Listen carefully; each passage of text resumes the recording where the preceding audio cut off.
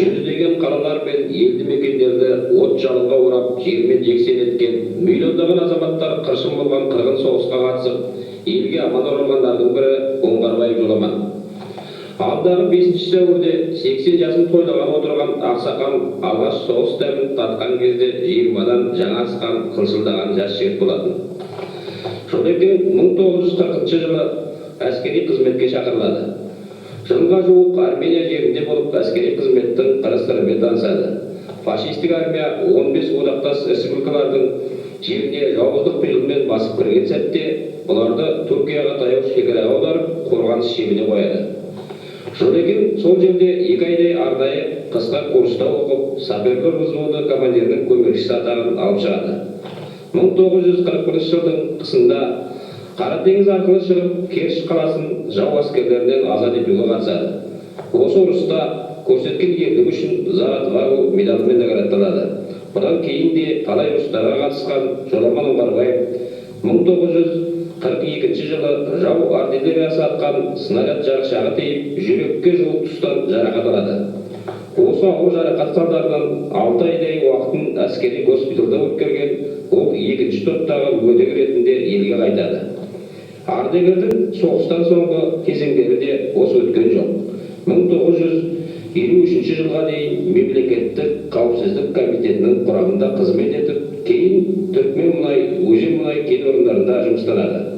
Егер де Жоламан ақсақалдың үйіне бара қалсаңыз, ұқыпты жиналған кітап сөрелерінен Ұлы Отан соғысы туралы сыр шертетін кітаптарды, сол кездегі ірі әскери қолбасшылардың деректі шығармаларын, Сталиннің үлкенді кішілі портреттерін көруге болады. Бүкіл адамзат өміріне ауыр із қалдырған ұлы қырғын туралы естеліктерді ардагер ақсақалдың әлі күнге шейін сақтап жүруі дұрыс та шығар. Өйткені бүгінгі және келесі ұрпақтар ел басына туған сол бір қиын қыстау кезеңді ешқашан ұмытар емес. Сонда ғана бейбіт өмірдің қадірін әлдеқайда тереңірек түсінсе керек. Қазіргі күні соғыс ардагері Жоламан Оңғарбаев үлкен бір әулеттің ақылшы ақсақалы, мұнайлы мекеннің абыройлы азаматы, 4 қыз, 1 ұлдан өрбіген 11 немере, 4 шөбересі бар. Бір қызы облыстық мемлекеттік автомобиль инспекциясында қызмет етеді, ішкі істер қызметінің майоры. Өзге балалары да түрлі салада еңбек етіп, қатар құрбыларының арасында абырой беделі жоғары жандар. Ал енді сөз кезегін Жоламан ақсақалдың өзіне береді. 1920 жыл туғанмын, 5 апрельде. 20 жасқа толған 1940 жылы Совет армиясына шақырылдым. Служба Арменияда өтті. Арменияның Степанован, Бележан, Кировакан, Леннахан қалаларында болдым. 138 дивизия, 769 полк.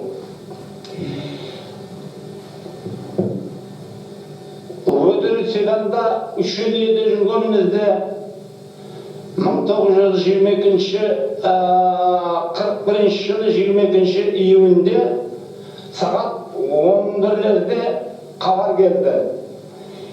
Неміс фашизмі біреу-біреудің үстіне шабуыл жасамау договорды бұзып, біздің үстімізге түнгі сағат 4:30-да таң алдында 170 дивизия менен Баренцево теңізінен Қара теңіз 2 аралық 5000 километрге 170 дивизия мен 10 мыңдаған самолет, 10 мыңдаған танк, 10 мыңдаған артиллерия менен шабуыл жасап, біздің бірнеше крупный қалаларды бомбить етіп жатыр деп хабарлады.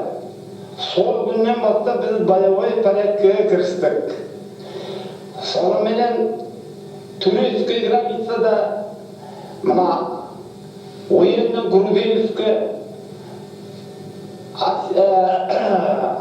Владивостокский жолда оборонды окоп әртүрлі сооружение құрып бастадық.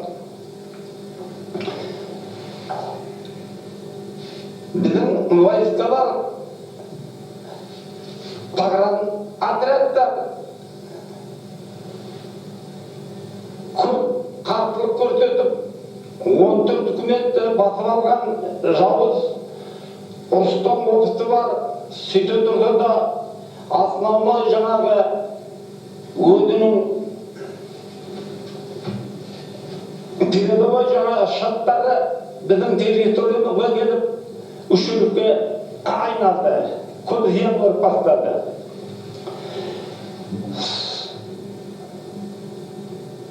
Мың 941 жылдың июль айларында, август айларында біздің войскамыз Иранға өтті. Себебі Ираннан сояғынан шабуыл жасамақ қиялы болды. Нефтяной райондардан. Түркияның границасында біз тұрдық. Түркияда сол неміске беріліп қоямы деп біздің үкіметтің бастығы Түркияменен переговор жасап, немістің армиясын өткізбейтін болып, сонымен 1941 жылдың 26 декабрінде Туапсе портынан Қара теңізден Керчь Феодосия деген қалада босатуға біз дедіп отырдық. Керчь пен Феодосия Қырымда болады. Керчь қазір герой город есептеледі. 26 декабрьда каравелге мініп тұрып, Городину Заставина деп коммунист болып өлеміз деп партияға кірдік. Соныменен 27-сінде Керчьті босатып, Азов теңізі менен Қара теңіздің тар өткілі бар 25 километр. Сөйлге дейін немісті 100 километрдей қуып, сөйлде неміс түгілге жерге түспей тұрған уақыт айта тұрған менен Москваның 18 километр қалғанда Москвадан шабуыл болып, мына Қырымға біз шабуыл жасап, немістің алғандай берекетін алып, сөзді Абыралда болдық. Керчьті босатқанымыз үшін Атбақ деген медаль берді. Сөзді март айында Абыралда болып, тағы да шабуыл жасаймыз дегенде мен жаралы болдым бірінші келіп. Жаралы болып, Белореченскі станицаға Краснодар облысы. Соған келіп, сонда 2 ай жақ қайтадан Новороссийск портынан Қарабілге мініп қайтадан Қырымға бардым, Керчьге. Өзімнің бұрынғы служить еткен өз жасыма бардым, 138-ші дивизия, 769-ші полк. Содан июль айында немістер көзің жамандық көрмесін бізді қайтадан кейін қарай қуды. Сол Керчьге 770-ші мен ауыр жаралы болып, бері қарай өтетін болдық теңізден. Грозноға келіп, Грознодан Тбилиске келіп, Тбилисте 6 ай мен госпитальда жаттым. Бұл 42-ші жылдың аяқ жағы. 42-ші жылы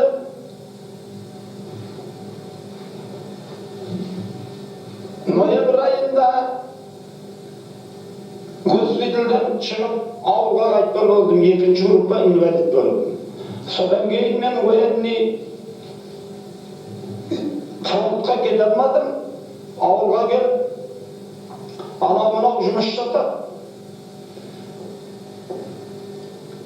44-ші жылы Межкраевой школы МГД Союзы СССР 2 жылдық Горқы қаласында соған 2 жылдық оқуға кеттім. Содан кейін оны бітіріп келдік. Оны Горкыда жемісте болды, 46 жылы келіп, Мал облысында, Түркменқала районында органда істеп бастадым мен. Сталин 53 жылы өлді, 54-ші Берияны жамандап, бізді көп органның адамдарын демобилизация етті, сокращениеге салды. Содан кейін мен нефтяникке істеп 66 жылдың аяғында осы Маңғыстауға келіп, объединениеден шақырып аталып кетіп, ана жақта да түрікпен нефть істейтін едім. Содан осы өзенге келіп, өзенде жұмыс жасадым. Тампонажный конторда инженер по снабжению, инженер гражданской обороны, соңынан пенсияға шығып, сол енді менің наградтарым мынау орнына отечественный террористеріне атпағына қалай алғанымды жаңа айтып өттім. Содан соңғы юбилейный медаль, жаңағы демалысқа шыққан ардагердің медалы, 13-14 медаль бар. Ал жалпы енді ұрыс қалай басталды деген тақырыпқа келетін болсақ, 39 жылы неміспенен біреудің үстіне шабуыл жасамауға договор бар еді. Бірақ та Сталин айтқан, біз осы капитализмнің окружениесінде тұрғанда ұрыс болмайды емес болады. Гитлер 33 жылы фашистік партиясы Германияға келді, ол обязательно ұрыс болады деп айтып еді. Сол айтқан рас болды. Бірнеше адамдар Гитлерменен договор жасады, анау-мынау дейді. Себебі Россия самый отсталый үкімет еді. Западный Европадан 100 жыл, Америкадан 150 жыл артта қалған. Сталиннің мақсаты передышка керек. Алғандай қару-жарақтану үшін неміспенен біз самолет алып бида бергенде мақсатымыз қару алу. Бірақ та ол өзінің жауыздығына салып, договорды бұзып біздің үстімізге ойда жоқ жерден шабуыл жасады. Ол енді Сталиннің ойлаған пікірінің бәрі дұрыс болды. Ол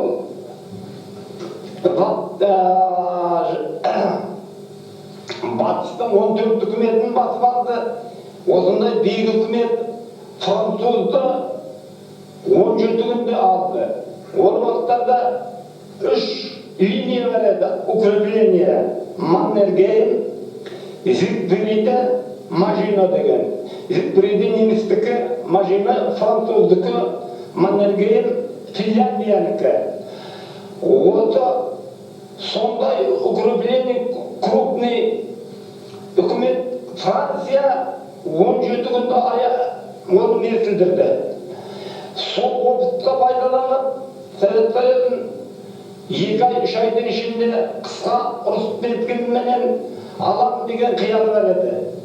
Бұлар Берлин, Рим, Токио, Оз, Тройственный союз, Москва, Ленинградты алғаннан соң Уралда Япон самурайын күтіп сөйді, границаны ашпақ еді.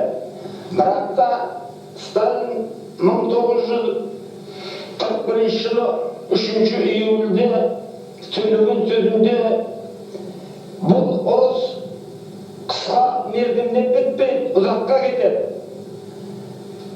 Жеңіс біздікі болады. Фашист Германияға, фашизмға өлім деп сондай ұран шақырды.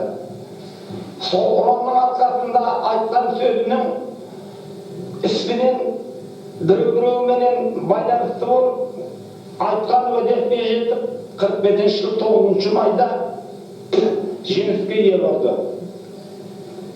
Мына неде Керчьте біз теңізден мына қара жерде аспандардан су жаман ғой. Су жаман. Қыстың іші біздер жаңағы параметрге жетпейді, мұздың үстінде мұздың қатқан жеріне жетіп, сонан кетіп, соны алғарай немісті қудық қой енді, оны бетпе-беттеп Штиковойға барғанымыз жоқ. Иштикова ұрысқа қатынасқан болған жоқ бізге. Олар қашумен болды. Біз құлдық. Конечно, өлім көп қой, екі жақтан да. Екі жақтан да өлім көп. Сол жаңағы Азов теңізі менен Қара теңіздің пароходы бар, 25 километр. Сөйірді олар абырон сақтады. Сөйірді абырон сақтады, бізді алға жібермеді. Және де жауын көп болды, жері деген тартыдан жүреді, балшық. Сөйірді жатып соң мақта тағы да осы Демсоветск армияда біз бастайтын шығармыз, ұрысты деп наступление. Жоқ, мақта наступление болды, сонда мен раненый болып қайттым, жарар болды. Біздің командующіміз Абырғы Қазлов деген генерал лейтенант командующий Закавказского округ болды. Екінші ана наступать еткен уақытта Москвадан генерал армия партия управлениенің бастығы генералына Мехлис келді. Мехлистің осындай недошын еткен үшін генерал армиядан полковникке де маражал етеді Сталин. Мехлисті, еврей. Себебі бізде артиллерия деген көп еді. Осы артиллерияны бог войны дейді. Ұрыстың құдайы деп есептейтін еді. Снаряд жетістірмеді, соңында тұрған деп. Иранға біздің войскамыз өтіп, Иранның Сталин айтты ғой, қашан ұрыс бітті, сол күні мен войскамды шығарады сенен. Мен сіздің жеріңді оккупировать етіп үшін келгенім жоқ деп. Түркияда Москва мен Ленинградты алған болса Түркия бізбен ұрысатын еді. Оны ала алмады ғой. 42-ші жылы, жаңағы 41-ші жылы біз мына келіспеуден өтіп Москвадан 14 километр жерден 300-400 километрге дейін немісті қуды ғой. Соңдан бұл байқап қалды ғой. Значит, бұл қолданған ұрыстар жүйеттен жүзі қара болудың керегі жоқ. Оның үстіне Англия менен Америка менен жаңағы Гитлерге қарсы договор болды ғой.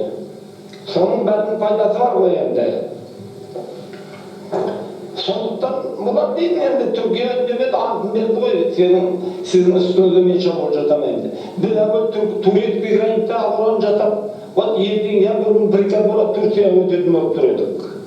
Соның антын алғаннан кейін мен Туапсты, Қара теңіздің Туапсы бортынан келіспен Феодосияны босатуға десант отырдық.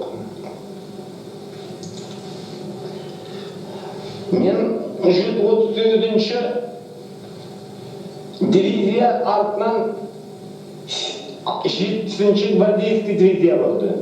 70-дің 6 ордынды, ордын Ленина, 2 ордын Красный Знамени, ордын Суворова, Кутузова, Богдан Хмелевская, первый степени, 6 ордынды дивизия, 70-ші дивизия, гвардейский. Бұрын только бір Красный Знамени ұста 138-ші дивизияды. Мен 769-ші полкында болдым.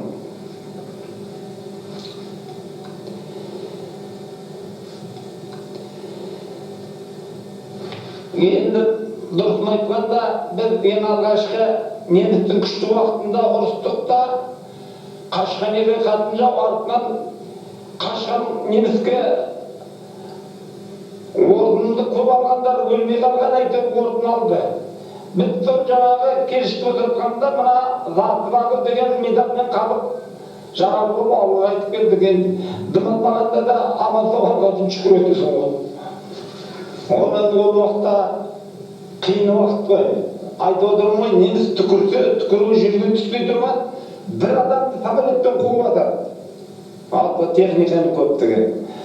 Бізде ең алғаш деген отырып бір жақсы болып едік, артынан анау шабуыл жасағанда бізді қарсыласатын да таппай қалдық.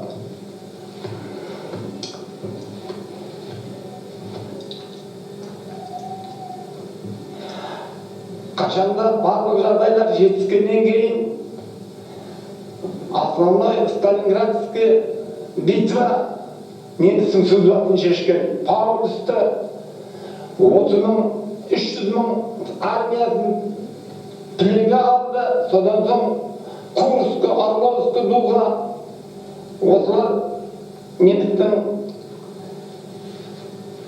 жағдайын нашарлатып жіберді ғой. Содан соң енді біздің армиямыз алға баса берді ғой.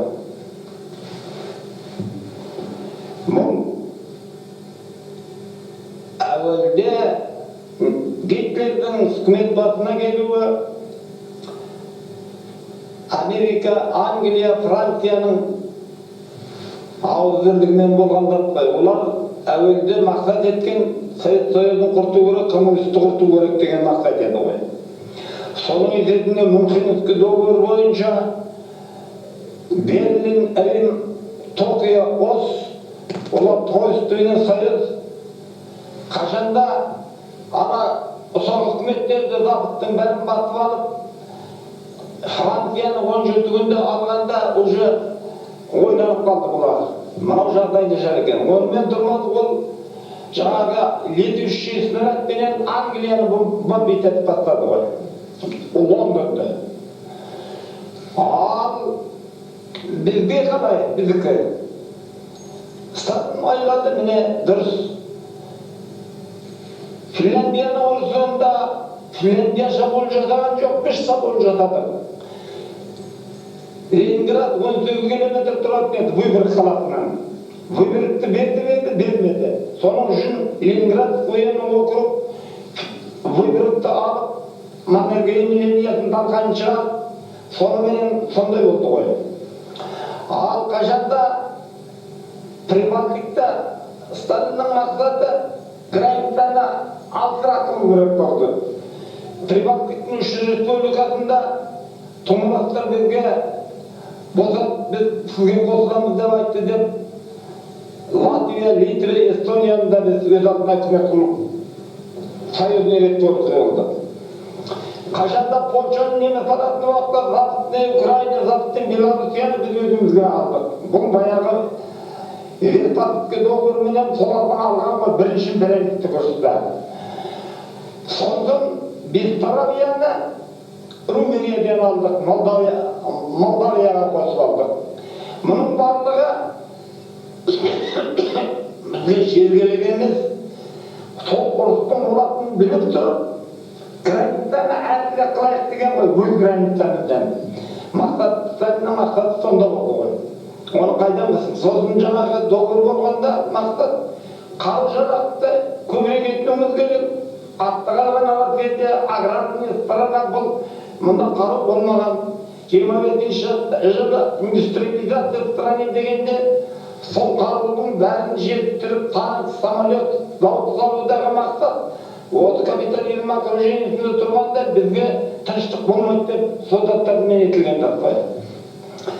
Коллективизацияда бұл кешеде ұрыс неғылды қалай түсінуге болады деген мәселеге келсек, общественный стройдың капитализмнен социализмнің күші көптігін, ауызбірлігін көптігін көрсетіп отыр ғой. Осы себептен біздің коммунистік партияның жолбасшылығы астында немісті жеңдік деп айтуға болады. Сол тұрғы общественный строй коммунистік партияның жолбасшысы, оның жолбасшысы Сталин.